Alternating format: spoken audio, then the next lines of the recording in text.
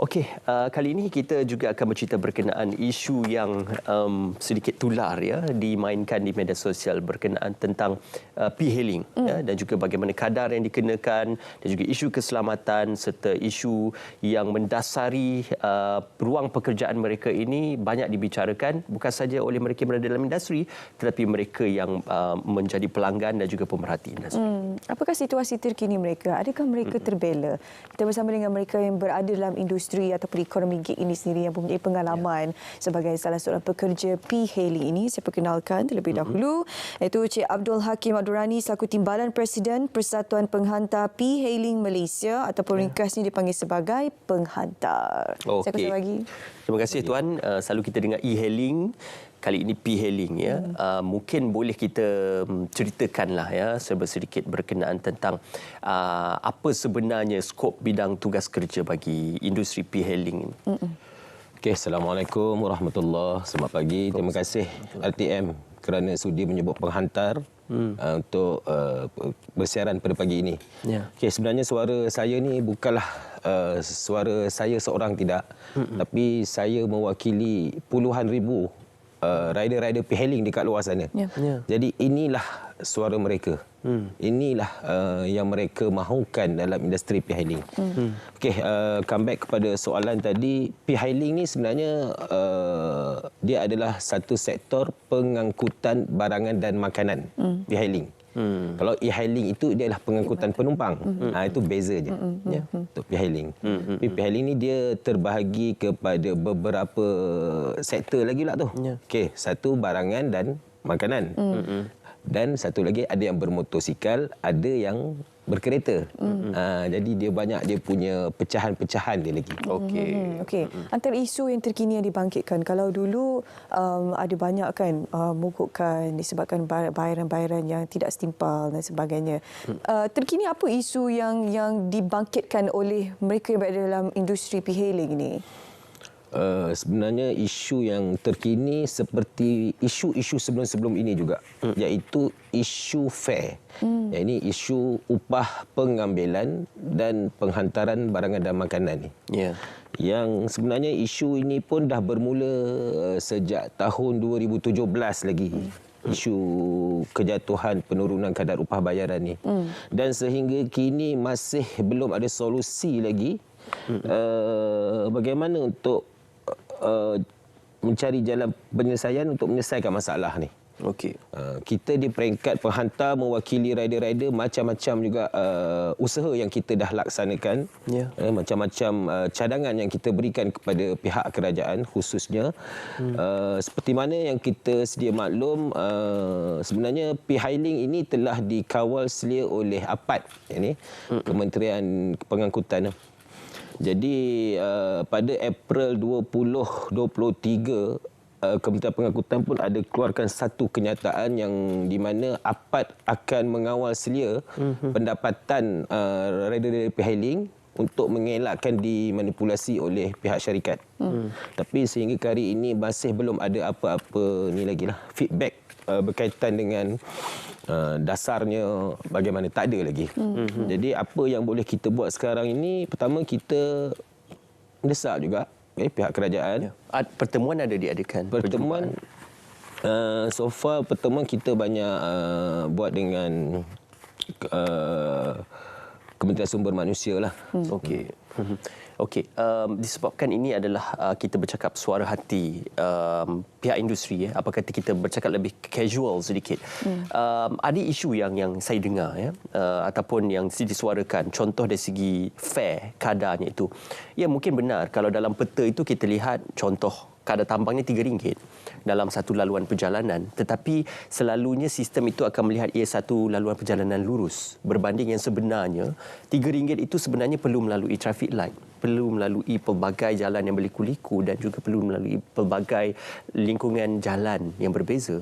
Jadi ini disuarakan oleh pekerja dalam industri p-hailing kerana kadang-kadang fare itu tidak setimpal dengan apa yang dilalui, risiko yang dilalui dan juga laluan perjalanan. Malah tak tambah lagi dengan hujan.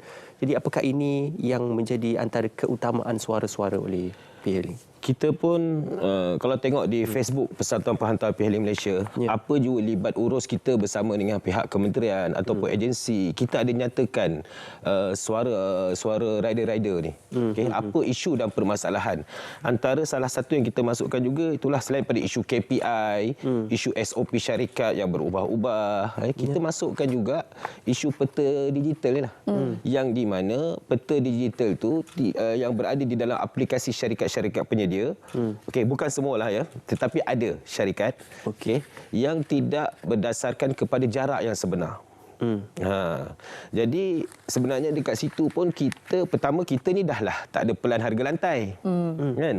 Yang kedua dengan jaraknya yang tidak sama dengan jarak yang sebenar.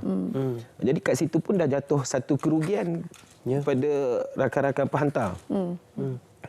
Selain itu, kita nampak ada juga isu yang mana sekarang macam kita boleh dapat double order, triple order, okey. Dalam satu delivery. Dalam satu delivery tu. Okey, kita contoh saya nyatakan dulu, okey. Point A adalah vendor. Okey. Point B rumah pelanggan yang pertama, point C rumah pelanggan yang kedua. Apa yang kita kesalkan dan kecewa bila mana kadar yang dikenakan, yang upah yang diberi kepada rider-rider ni dekat rumah yang kedua tadi ni, dia tidak dikira daripada vendor.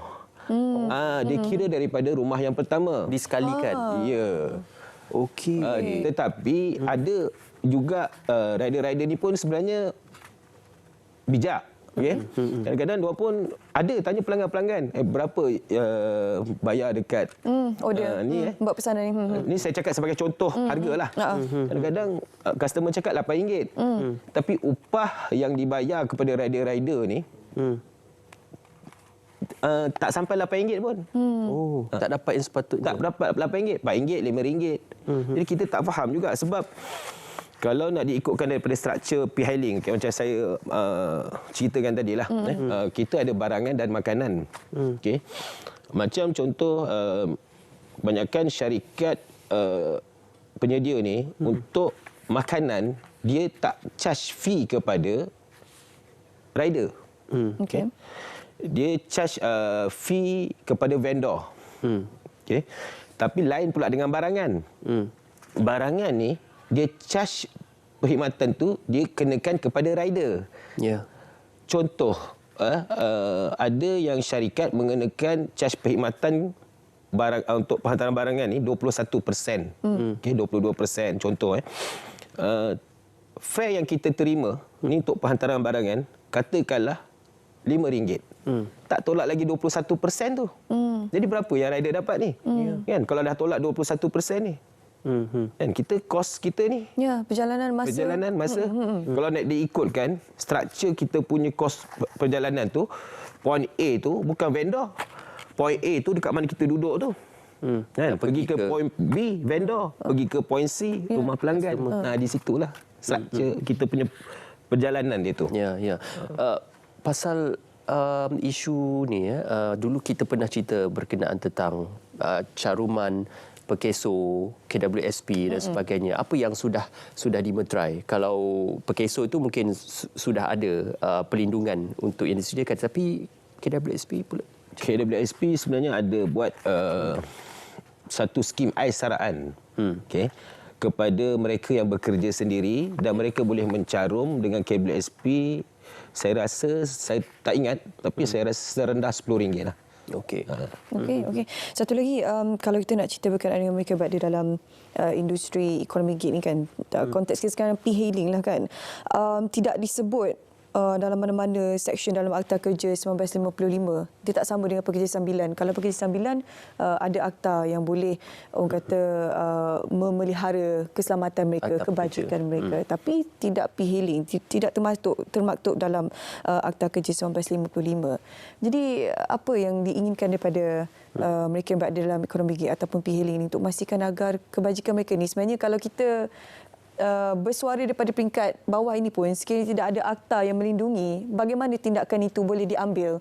Setakat ini yang kita lihat di atas dasar sajalah di mana Kementerian Pengangkutan cuba untuk membantu untuk mengurangkan dalam jangka masa yang pendek lah. Tapi jangka masa panjang itu kita memerlukan akta untuk mengawal selia kebajikan pekerja P-Hailing ini. Bagaimana pada pandangan Tuan sendiri? Okey, pertama ya,